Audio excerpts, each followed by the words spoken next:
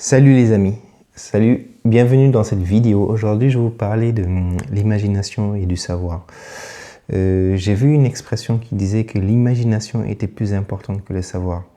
Et réfléchir, j'ai essayé de réfléchir, j'ai essayé de voir si c'était vrai ou bien c'était des paroles en l'air, quoi, grosso modo.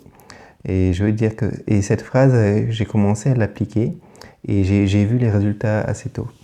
Comment je m'en suis aperçu? En fait, un jour mon fils, au petit déjeuner, et le petit déjeuner, on prend du chocolat chaud ou du lait chaud. Lui, il aime bien prendre du lait chaud. Et en ce moment, on s'est mis à la tartine. On a éliminé le pain au lait parce qu'il y a trop de sucre. On s'est mis à la tartine de pain. Donc le pain, on tartine. Et du coup, il prend du Nutella. Il coupe sa tartine en deux. Il met du beurre. Il prend du Nutella. Il tartine sur le beurre. Et il prend de la confiture et il tartine dessus. Donc c'était beurre, Nutella, confiture de fraises. Il a 5 ans, le gamin. Ça m'avait choqué. Je me suis énervé, je dis, mais c'est quoi ça? Mais pourquoi tu fais n'importe quoi et tout? Il m'a regardé. Je l'ai regardé. Il m'a dit, mais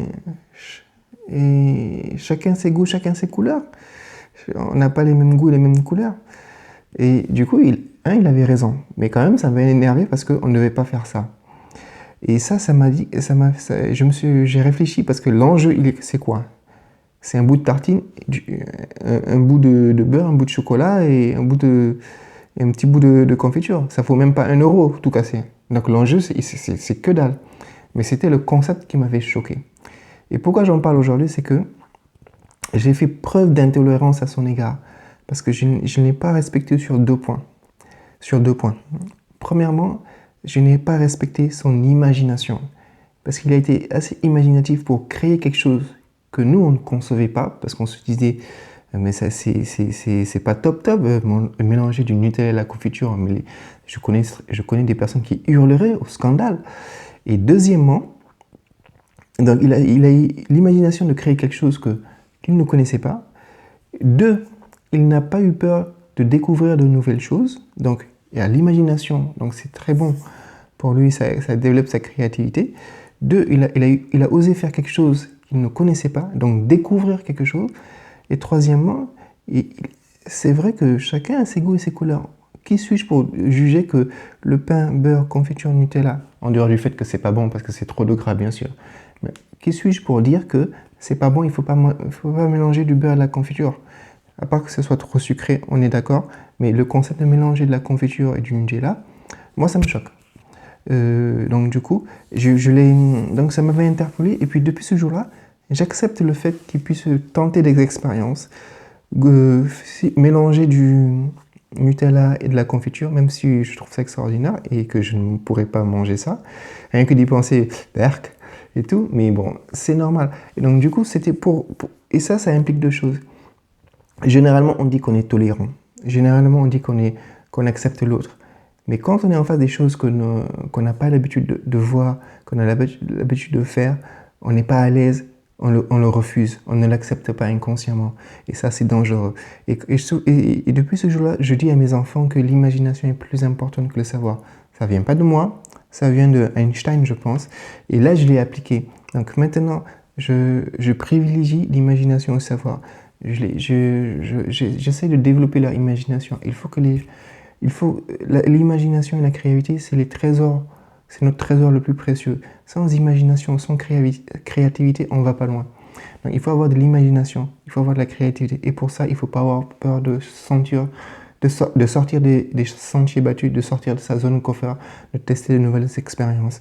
Et ça, c'est très important. Si vous n'osez pas faire de nouvelles expériences, si vous n'osez pas faire de nouvelles choses, par peur du regard des autres, par peur des attentes, par peur des règles sociales, eh bien, vous aurez une vie comme les autres. Si vous faites la même chose que tous les autres, vous aurez les mêmes résultats que tous les autres. Si vous voulez une vie extraordinaire, une vie qui sort de l'ordinaire, vous êtes obligé de faire des choses qui sortent de l'ordinaire. C'est aussi simple que ça. Donc depuis ce jour-là, j'essaie de me l'appliquer. Je mange pas du pain, beurre, confiture, Nutella, ça c'est clair et net, mais j'essaie de tenter des nouvelles expériences, de tenter des choses. 90% des choses que je vais tenter ne vont pas fonctionner, ça je suis d'accord, mais les 10% qui vont fonctionner, oh là là, qu'est-ce que ça va apporter comme résultat? Et à la fin de ma vie, je me dirais que j'ai osé faire ça, et ça c'est une grande satisfaction. Dans une vidéo précédente, je vous ai dit qu'il ne faut pas vivre la vie des autres, il ne faut pas vivre le rêve des autres. Et c'est très important. Si vous demandez la permission pour tout ce qu'il faut faire, la permission pour tout ce qu'il faut dire, la permission pour tout ce qu'il faut penser, mais en fait, vous vivez la vie et les exigences des autres, vous ne vivez pas votre vie. Et donc, c'est pour ça qu'il faut faire attention. Il faut vous donner l'autorisation, le courage, et il faut d'accepter de faire de nouvelles choses, quitte à être critiqué, quitte à être incompris. Parce que là, vous allez vivre votre vie et vous ne vivrez pas la vie des autres. Donc voilà, donc c'était une petite vidéo courte aujourd'hui. Donc dis-moi si vous aimez ce format-là et ce genre d'astuces, je vous en donnerai d'autres. Donc du coup, chaque jour, je dis à mes enfants que l'imagination est plus importante que le savoir. Et du coup, ils s'autorisent à faire des choses qui sortent de l'ordinaire. Et ça booste l'activité et la créativité. Et moi aussi, il y a des jours, je prends une feuille blanche, j'écris tout ce qui me passe par la tête, même si ça ni queue ni tête, et de là, on ne sait jamais où est-ce que ça peut aboutir. Il y a des gens qui disaient, quel exemple? Regardez Elon Musk, le gars, il a créé Tesla. Avant lui, les voitures électriques, mais tout le monde disait non, ça ne marchait pas. Il a fallu que quelqu'un le fasse, qui n'était pas du métier. Il l'a fait, et maintenant tous les gens le copient et essaient de le dépasser, parce qu'il a ouvert la voie, et parce que personne ne disait que ça marcherait. Maintenant que ça marche, tout le monde le dit non, non, non, non, non. Il a essayé, il n'a écouté personne, et ça va marcher. Et le jour où SpaceX va marcher, il va être copié. C'est aussi simple que ça. Donc les leaders sont copiés, ils ne suivent pas les autres. Donc ayez la vie que vous méritez, ayez de bonnes habitudes, ne faites pas comme les autres, et vivez votre propre vie. Prenez soin de vous, et puis à la prochaine pour une nouvelle vidéo. Tchuss!